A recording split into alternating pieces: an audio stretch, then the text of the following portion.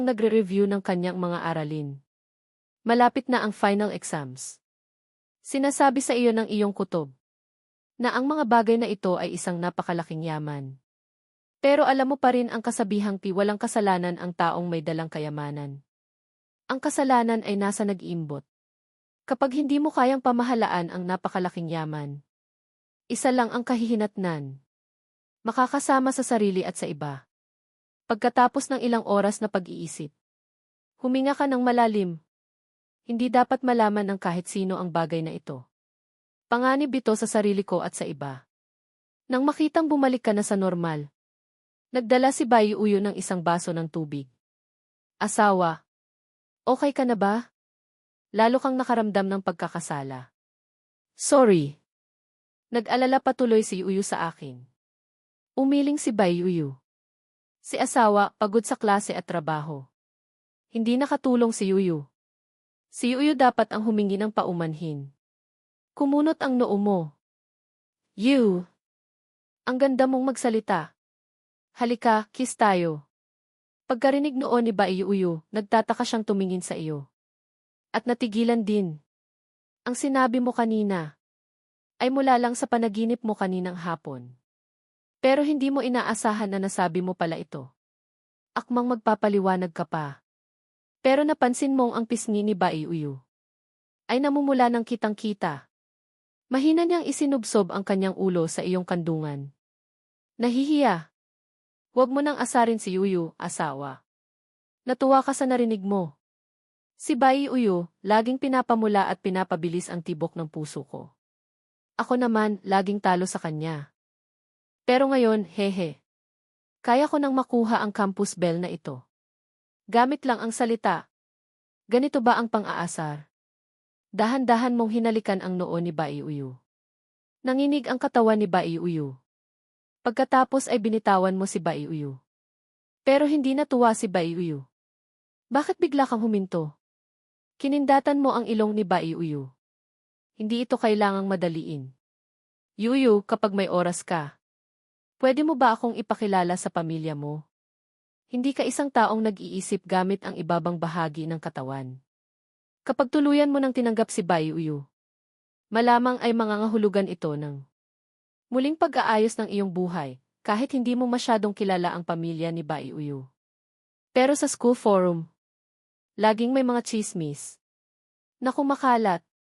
Nanigas ang ekspresyon ni Bai Uyo. Ganito kabilis makikipagkita sa magulang. Hindi pa handa si Uyo. Puno ng kaba ang boses ng campus bell. Tutal, kung anong klaseng tao ang pamilya niya. Alam na alam ni Bai Uyo. Ang panahong ito ay hindi tulad ng inaasahan niya. Noon, ikaw. Masasabing halos para kang isang tagapagligtas.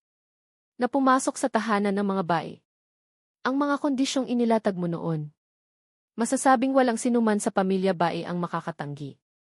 Isa itong transaksyon. At ang bagay na ipinagpalit ay si Bai Uyo. Sabi ng guro, ang alaalang iyon ay sobrang nakakahiya para kay Bai Uyo. Ang kagalang-galang na panganay na anak ng pamilya Bai ay parang isang maliit na katulong. Nag-ayos ng sarili na parang regalo at ipinadala sa pintuan. Mas masahol pa sa pagbibigay ng libre. Para kay Bai Uyo. Noong una, isa iyong napaka-nakakahiya at kahiyahiyang kasaysayan. Pero ngayon, kapag naaalala niya ito, hindi niya maiwasang makaramdam ng kaunting tamis. Pero teka, ngayon, kung maganda ang sasabihin, isa ka pang ordinaryong tao.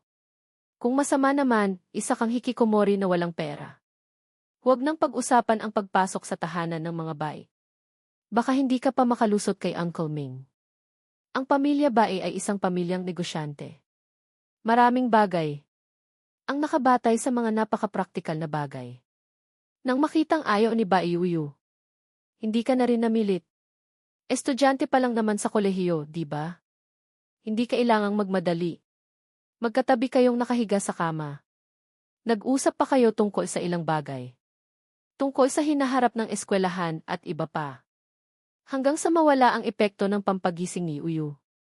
Saka lang siya sumiksik sa iyong kandungan at mahimbing na natulog. Ito ang unang pagkakataon na magkayakap kayong natulog. Ang ibig sabihin siguro ng magkatabi sa iisang kama ay ganito. Pagkatapos ng pag-uusap kagabi ni Bai Uyu, tuluyan na rin niyang binitiwan ang kanyang malakas na campus belt aura. Mas mukha na siyang isang mabait at kaibig-ibig na asawa. Ang 3 araw na sunod-sunod na final exams ay nagparamdam sa lahat ng estudyante na hindi sila dapat magbiro. Hindi mo alam kung bakit. Sa 2 basic subject exams mo at 4 na professional subject exams, para kang may tulong ng Diyos. Sa 6 na exams na ito, kalahating oras bago matapos, naipasa mo na ang iyong papel. Bilang henyo na laging nasa top 5 ng buong taon. Walang sinumang guro ang nagsalita ng maaga kang magpasa ng papel. Ang mga estudyanteng hirap na hirap magsulat sa exam hall. Nang makita kang maagang nagpasa ng papel, medyo nasira ang kanilang loob. Ito ba ang lakas ng henyo na laging nasa top 5 ng taon? Hindi umuwi si Bai Uyu. Nag-text siya na pagkatapos ng exam. Susunduin na siya ng pamilya niya. Itinago mo ang iyong cellphone. Tinitingnan ang kaawa-awang ekspresyon ni Bai Uyu. Bahagyang uminit ang puso mo. Tuwing summer vacation. Hindi bukas ang bookstore na ito sa tapat ng gate ng eskwelahan. Ito rin ang dahilan kung bakit karamihan sa mga nagtatrabaho dito ay mga temporary employees. Ang store manager lang ang may basic salary tuwing summer. Senior Lin Ni. Isang cute na boses ang narinig mula sa iyong likuran. Lumingon ka at nakita si Zhang Miao. Hindi mo maiwasang bumati. Kumusta ang exam mo ngayon? Cute na tumango si Zhang Miao. Okay lang naman. Kahit hindi kasing galing ni Senior Lin. Pero sigurado namang pasado. Mabuti yan, basta huwag kang bumagsak. Mahinang sinabi ni Zhang Miao. Kung si Senior Lin lang sana ang nagtuturo sa akin. Sobrang tanga ko, wala akong natututunan. Mas matalino pa si Senior Baeksu. Kalmado mong itinago ang iyong cellphone. At walang emosyong sinabi, siguro chicken brother for life din siya.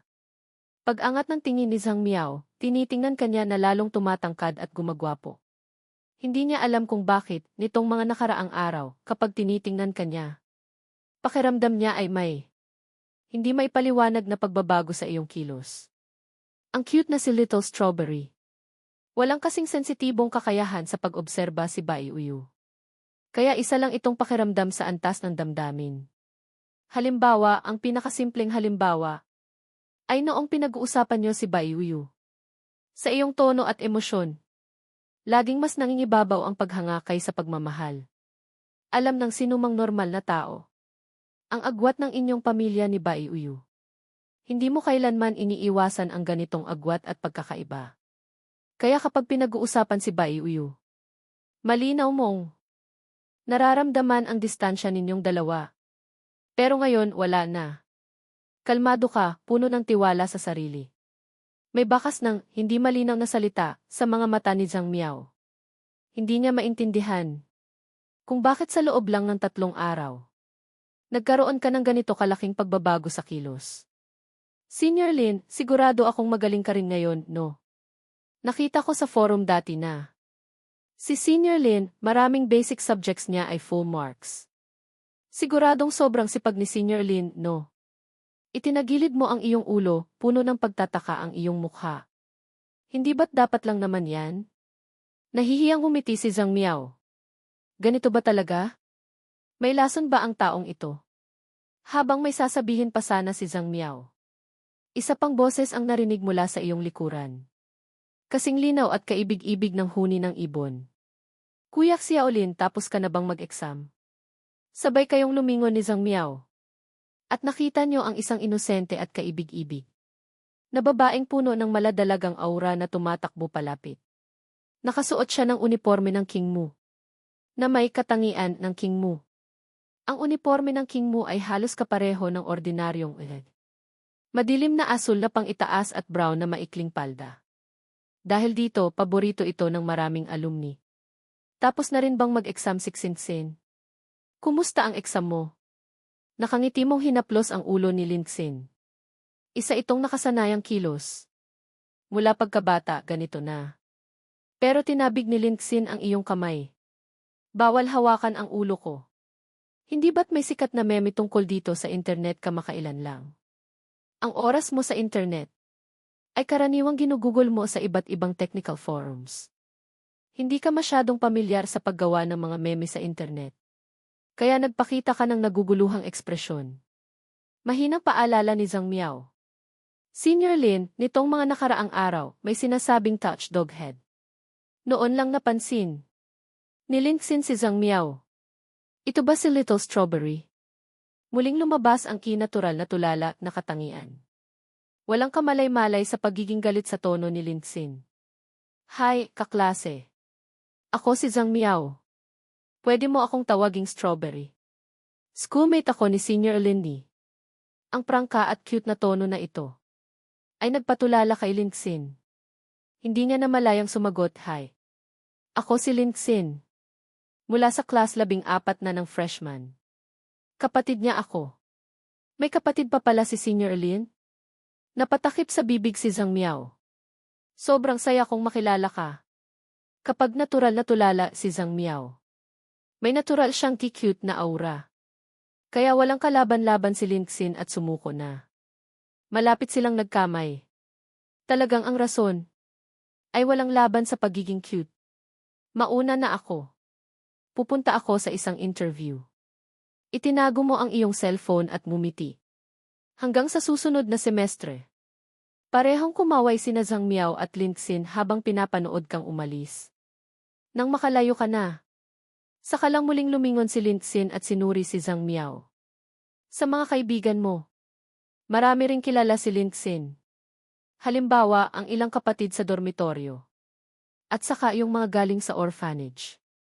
Pero pagkatapos ma-adopt si Lin-sin, karamihan sa kanila ay nawalan na rin siya ng koneksyon.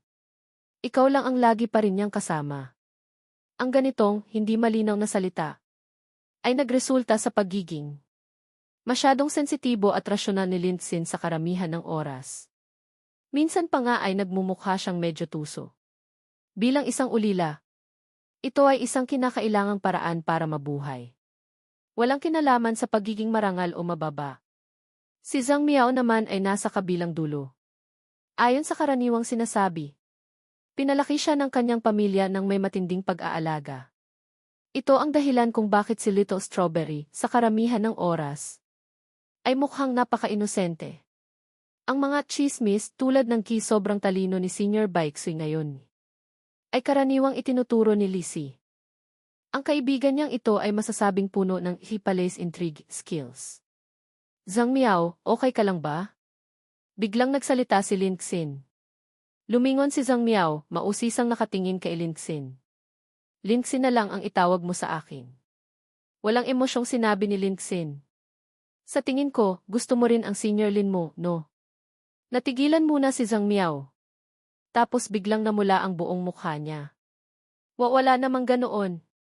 Huwag kang magsalita ng kung ano-ano. Normal lang ang relasyon namin ni Senior Lin. Muntik na akong maniwala. Gusto mo bang kumuha ako ng salamin para makita mo ang sarili mo? Nakaukit na sa mukha mo ang mga salitang Senior Lin. Love. Sobrang sweet ko. Pwede pa akong magbigay ng libre. Sige na, hindi mo na kailangang magpaliwanag. Nang makita ni Lin-sin ang itsura ni Little Strawberry, nawalan siya ng lakas. Mukhang hindi gaanong kalakas ang fighting power ng kakampi kong ito. Siguro, tulad ko lang din. Hindi mo man lang alam ang tunay niyang nararamdaman. Nahihiyang yumuko si Zhang Miao. Ang damdamin ng isang dalaga, na nabuking ng isang taong isang beses pa lang niyang nakita, ay nagparamdam sa kanya ng sobrang hiya. Si Zhang Miao na mula pagkabata ay kasing inosente ng blankong papel. Walang gaanong kung ano-anong kalokohan.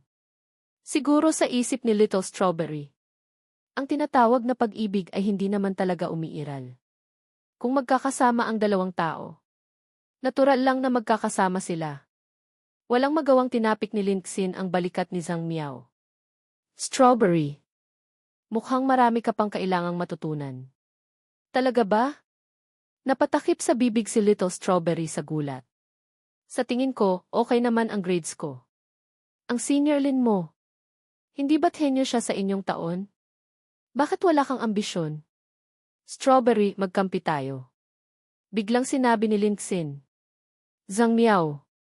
Ganoon na lang ba, hahayaan mo na lang na makuha ng campus bell na si Bai? Ang senior Lin mo. Si Lin-Xin ay parang isang maliit na demonyo.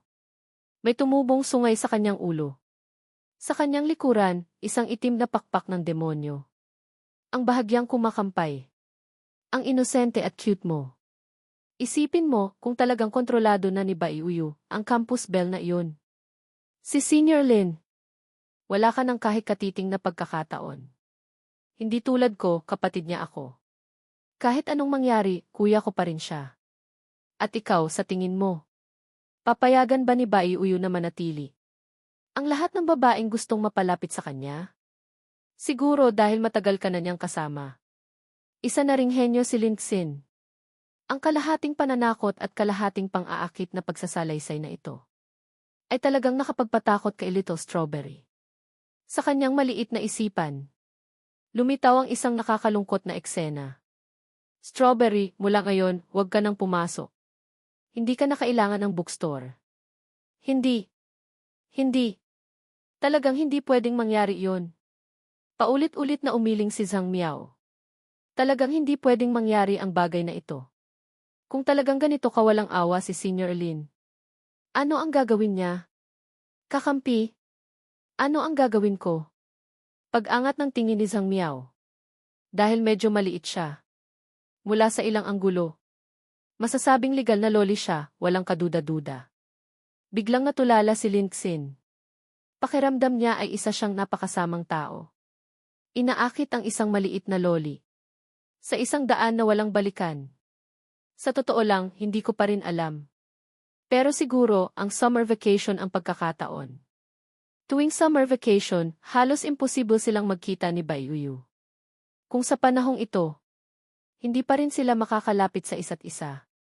Kapag nagsimula na ang pasukan, baka mas wala ng pagkakataon. Tumango si Zhang Miao.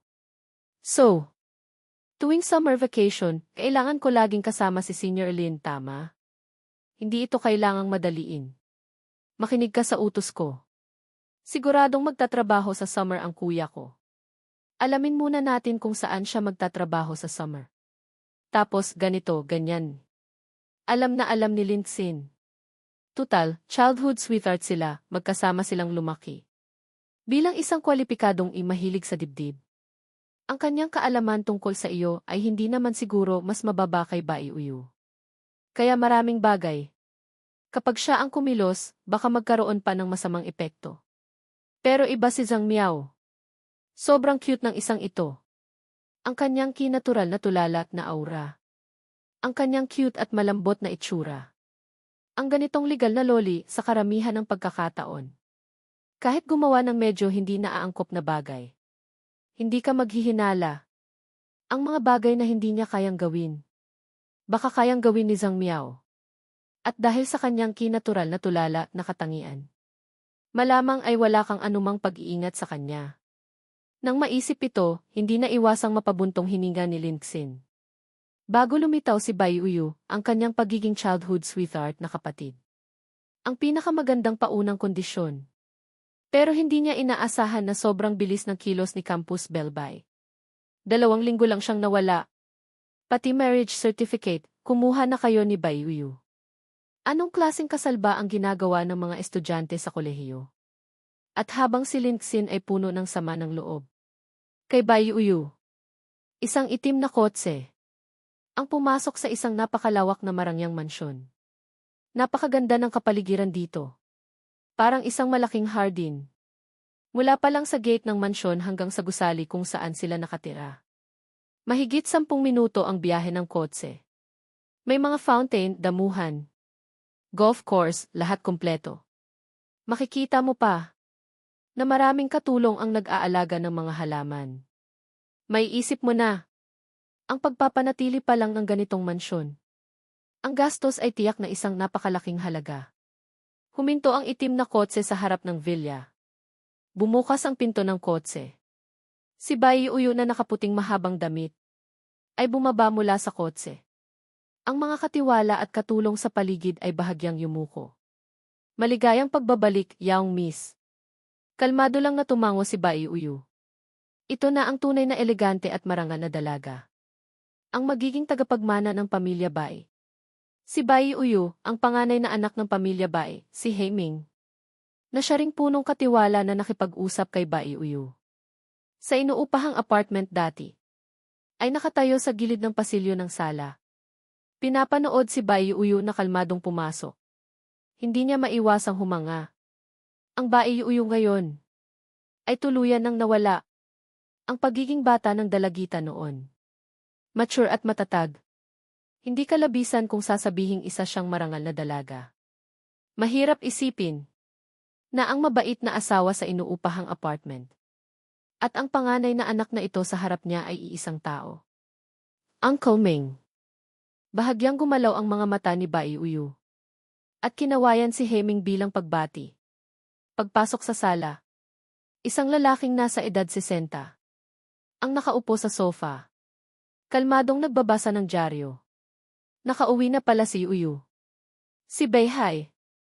Ang kasalukuyang pinuno ng pamilya Bai, ang lolo ni Bai Uyu. At siya rin ang kasalukuyang pinuno ng Baishi Trading Company. Malawak ang sakop ng negosyo ng trading company.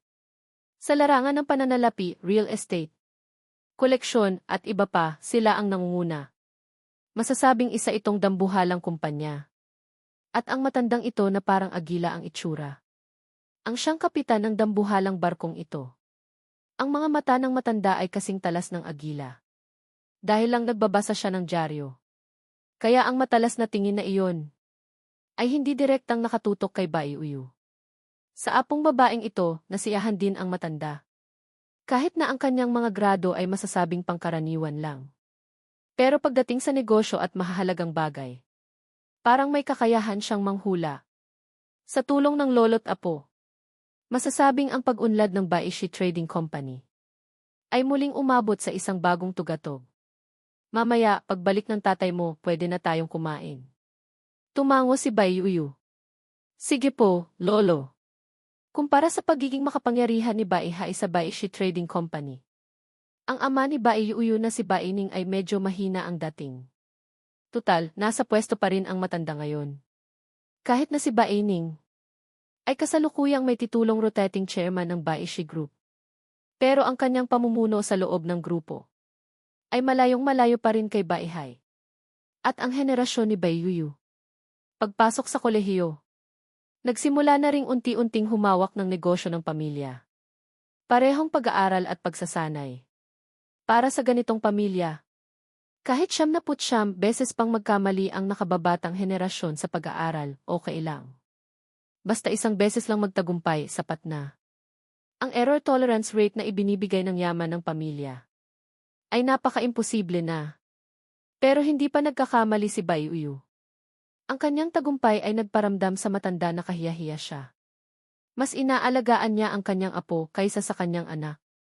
Habang nagbabasa ng dyaryo si Beihai, nagtanong siya. Nabalitaan kong may boyfriend ka raw sa eskwelahan. Hindi nagulat si Bai Uyu na alam ng kanyang lolo ang bagay na ito. Sa school forum, napakaraming chismis tungkol sa kanya. Kung hindi alam ng pamilya, iyon pa ang kakaiba. Pinahahalagahan ng pamilya ang kasal. Tungkol naman sa pakikipag-date, siguro hindi sila makikialam. Hindi sinubukan ni Bai Uyu na itago o itanggi ito. Wala itong saysay. Kaklasiko siya sa parehong taon. Walang pakialam si Beihai. Nakangiting nagtanong. Nabalitaan kong maganda raw ang grades niya.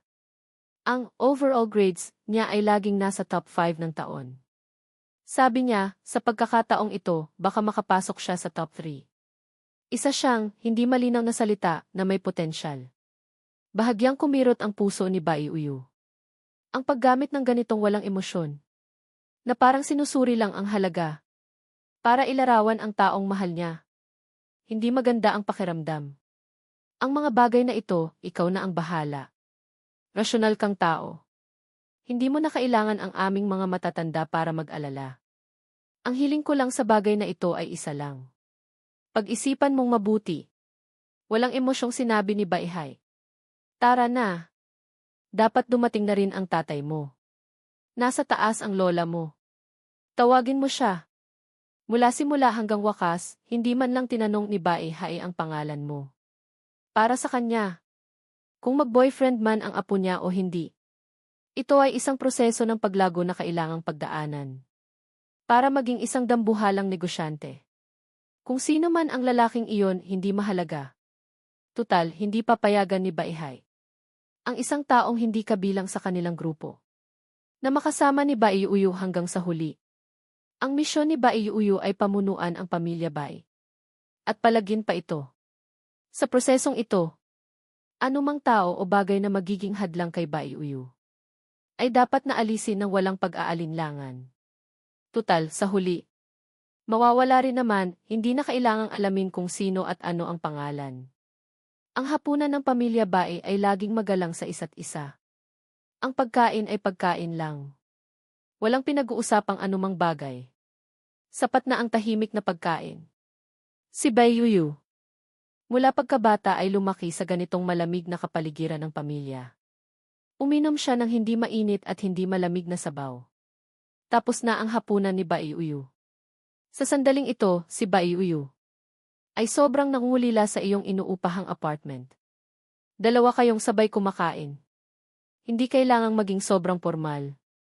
Magsasabi pa ng ilang maiinit na biro ang taong iyon. Para pasayahin siya. Mag-aalala ka na napapagod siya sa pagluluto at kusang maghugas ng pinggan.